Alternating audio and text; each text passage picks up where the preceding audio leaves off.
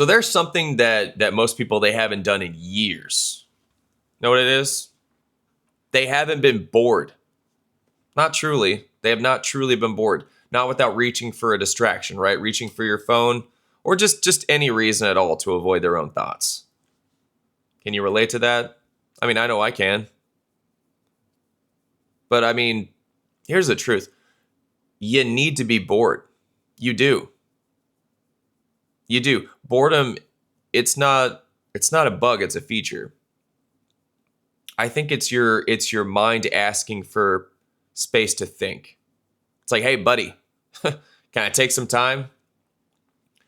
And most people haven't. I don't think most people have given their mind space like that in decades. I mean, shoot, social media came out 2003. I mean, social media wasn't a thing when I was in high school. I think MySpace came out at some time in 2003. That's when I graduated. But I wasn't on social media really until 2005. But yeah, so at least 20 years, a couple of decades, I think people have been just hyper fixated on trends on the internet, right? They've been plugged in. So, but yeah, I mean, you need to be bored. You need to be bored. But I mean, and then of course, I think 2007 is when the iPhone came out. Yeah. But I mean, you know that restless feeling because of the smartphones. You know, when there's nothing to do, you're bored, and you know you're in line somewhere. What do? You open your phone, right? You scroll through, whatever feed. You open an app, Instagram, whatever. Scroll, put it back in your pocket, put it down. Pick it back up again, like you forgot what you were doing, right?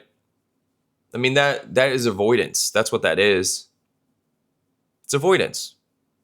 We've forgotten how to be alone with ourselves. And because of that, we've forgotten how to know ourselves. When you stop feeding your brain constant distractions and constant stimulation, it doesn't shut down, it wakes up. It starts sorting through things like the past and the future. It starts connecting dots between who you've been, who you are now, who you might become. And that's when the real work begins. It's not on your dang phone. It's in your head. And most people, they don't reach that point. They don't, because the second silence shows up, they run. They run. Because they think that boredom is empty. It's not. It's not empty. It's like Alaska. It's the last frontier of consciousness. It's the only time that your mind stops reacting and starts creating. When nothing demands your attention, your mind, it begins to build a picture of your life, memory by memory. It starts weaving your experiences into something that makes sense. That's where meaning is born. Meaning, remember that? Do you remember meaning? Purpose and meaning? But here's the thing, if you never stop reacting, you never get there. If you never get there, you stay trapped on the surface. You're just stuck on the surface, just clicking and watching and reacting, but never understanding. And when you live like that long enough, you stop existing to yourself. You become a reflection of what you consume. And we are a bunch of consumers. That's all we do all day long. Consume, consume, consume. And that's exactly how the world prefers you. It wants you to be predictable and to be entertained, to be fixated on those screens and remain compliant. And this is an uncomfortable truth, but the world that we live in, it does not want you to be bored. It doesn't want that for you. It doesn't want it more than you don't want it. Just think about it. I mean, every company, every app, every platform, it's built around one thing and one thing only: to keep you distracted. Because what do distracted people do? Well, they scroll more, so they buy more. They question less. Just look at how many hours, how much screen time you spend on your phone. That's how much time you could have spent inside your head just thinking and using your time instead of wasting it. And also, I mean, here's the thing. If you ever got truly quiet, you'd start asking the questions that make systems nervous. Why am I doing this? What am I chasing? Who benefits? I think that's a very important question. Who benefits? But yeah, so instead of letting you just wake up, they keep you entertained. The world doesn't fear your boredom because you'll waste time. It fears your boredom because you'll start thinking. And real thinking is bad for business. But that's also why boredom matters. It's the only thing left that's truly yours. It is your own biological computer. I mean, this is your computer, your operating system. That is your cloud storage. When you finally sit still, your mind doesn't go blank. It doesn't. It starts surfacing everything you've pushed aside. Your regrets, your insecurities, questions about your purpose, questions about the universe, whatever, existential questions. That's why boredom feels unbearable, because it's honest. It is raw honesty. It shows you parts of your life that just don't add up. It really forces you to it forces you to face the gap between who you are and who you pretend to be. Most people can't handle that. They can't, so they drown it out. They fill every second possible with noise. But there's a cost to that. The cost of that escape is meaning itself. I mean, if you can't tolerate stillness, you'll never develop depth. You'll stay at the kiddie pool, the kiddie end of the pool. You'll always need something louder to hide behind as well. But I mean, if you just sit with that discomfort, just sit with it, just for a little bit. Boredom, it becomes something else entirely. It becomes choice. Every time you feel bored, you are standing at a fork in the road. You have two choices. You have two paths. One path leads to instant pleasure, and the other path leads to growth. Something that's harder and slower, but real. Boredom isn't punishment, it's a compass. It's showing you that something inside you wants to move and to learn and to stretch. Most people choose distraction because it's easy. It works fast. But it makes boredom stronger when it returns. Think about it. But yeah, I mean, you got these two choices, but if you take the other path, reading, building something, learning, creating, whatever it is, it feels dull at first. I get it. Because it asks for effort. But somewhere deep down, you're using your time instead of losing it.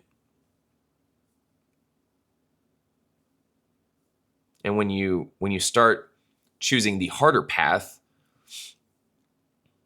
the noise quiets. You start hearing your own mind again. Every single time that you reach for your phone without thinking, you cut the cord between your present and your past. You stop reflecting and start reacting. And after enough repetitions, your life, it stops feeling like a story and starts feeling like a feed.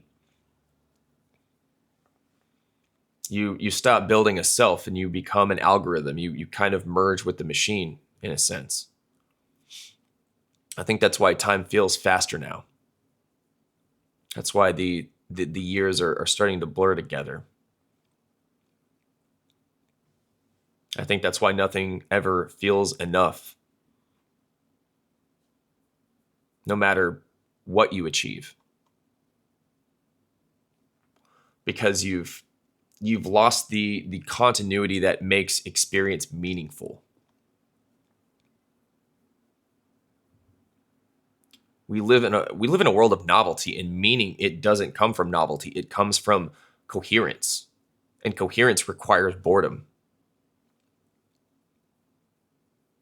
Boredom, it connects the moments of your life into something that feels like yours. And once you lose that connection, boredom becomes the only doorway back in. The only doorway. Boredom is feedback. It's your mind saying, hey, buddy, this isn't working. If you're creating something and you start to feel bored, that feeling isn't failure. It's direction. It's pointing out where you've drifted from, what excites you.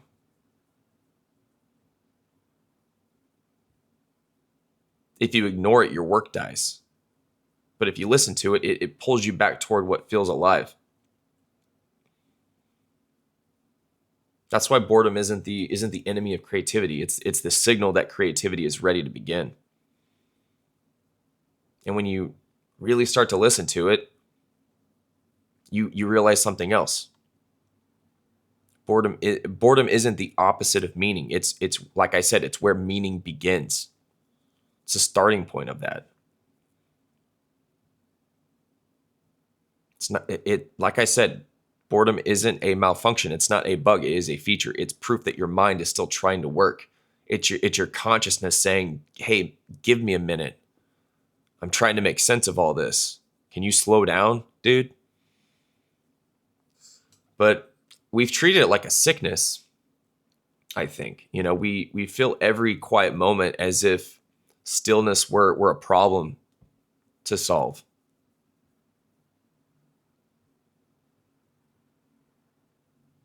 Yet the moments that feel the most unbearable when you're sitting alone with nothing to do, those are the moments when your mind begins to repair itself. Just like your body does when you sleep. Think of it that way. It starts building significance out of experience. It starts creating meaning where there was only motion, constant motion. And yeah, you think you're avoiding, depression by staying busy, but sometimes what you call depression is just the starvation of meaning. A life with no pause long enough to understand itself. Boredom isn't sadness, it's the doorway to clarity. And that clarity is what the world has tried its damnedest to take from you.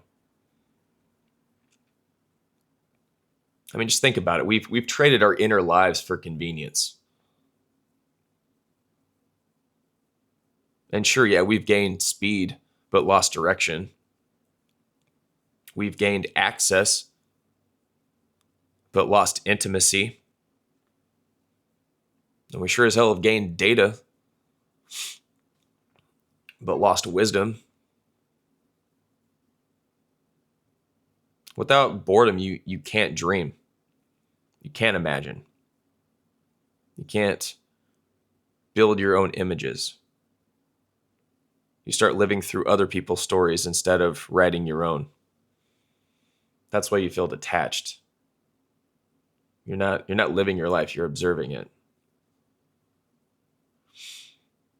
You've outsourced your imagination to a screen. And the more that you trade awareness for comfort, the less alive you feel.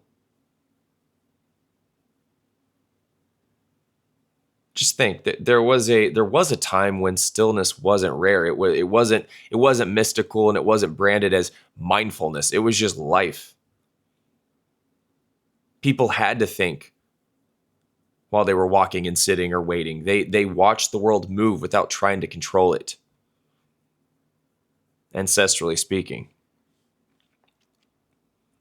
But now, I mean, every quiet moment feels like an error that needs to be fixed. We've replaced that awareness with consumption.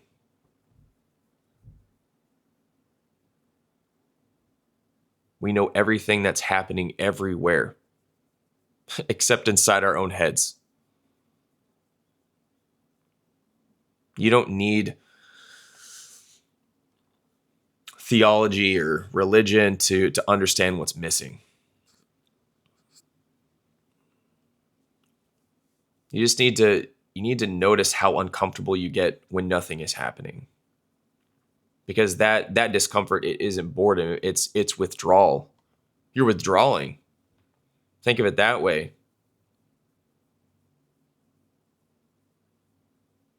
It's what happens when attention, the moment, it's what happens when attention, the most human thing you have, has been sold off just piece by piece.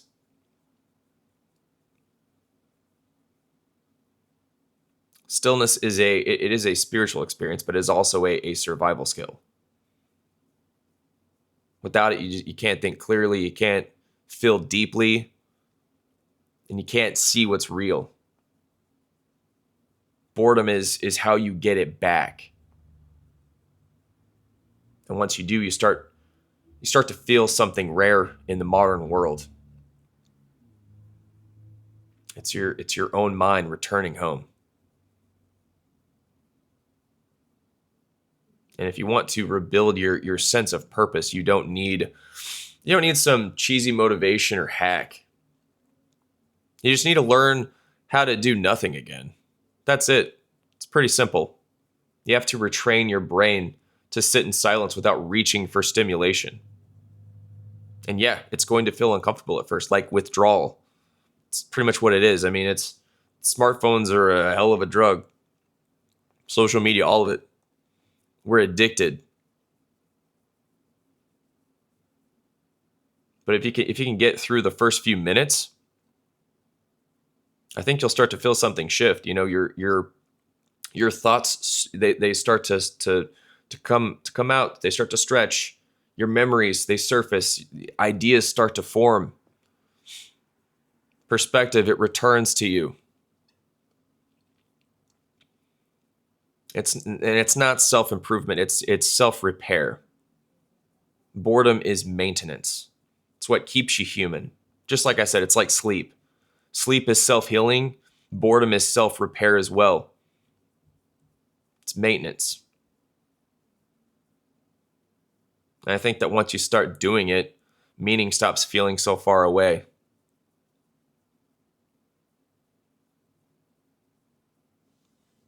But yeah, I mean, every notification, every scroll, every refresh, it severs another thread of continuity. And then over time, you stop being the author of your own story. You start reacting to what's presented. I think that's why life feels fragmented. That's why you can have everything and still feel nothing. Because meaning isn't a product you can buy. It's something that your mind builds in silence. It builds it by stitching together the moments that matter. And that only happens when you stop interrupting it. Boredom is the bridge between thoughts. It turns random experiences into a narrative that feels alive. Without it, you're just drifting. Yeah, you're stimulated, but you're disconnected. And I think that's what most people mistake for living.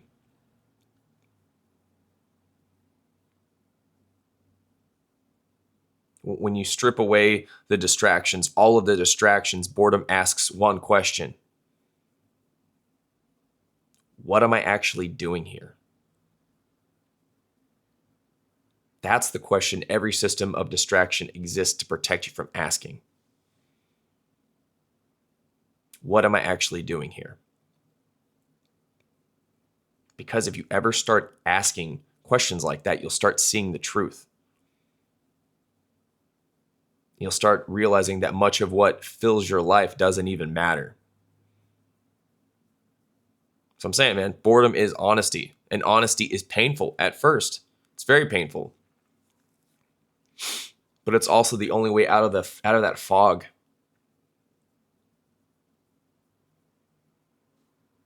You don't need more excitement, you need more awareness.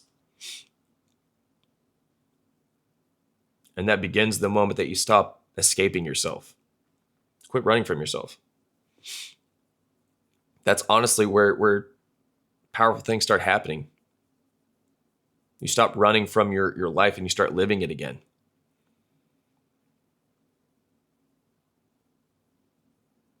I mean, here's what happens when you finally let yourself be bored.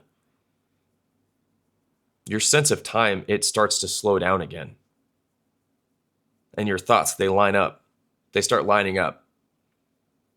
You start beginning to notice things again, right? Small details, subtle feelings, flashes of memory. You start to feel alive in your own life instead of just, passing through it and observing it, watching it as it's happening. And that's true existence. True existence, it's felt deeply. You can feel as if you have meaning.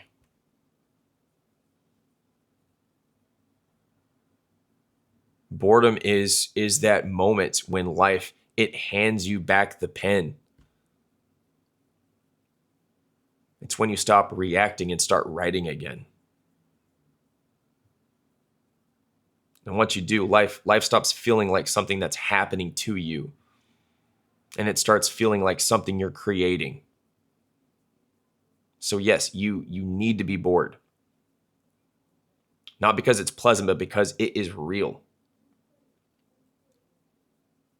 The next time you're standing in line at the DMV, whatever, you're sitting in silence in your apartment and your instinct is to reach for your phone, don't. Just let your mind wander.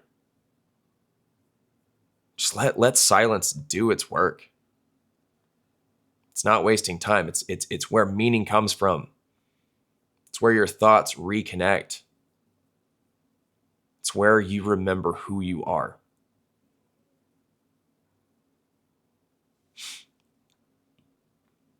You don't need to find yourself somewhere out there.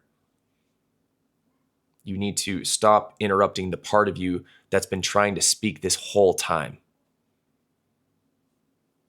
And the only way to hear it is to finally be bored.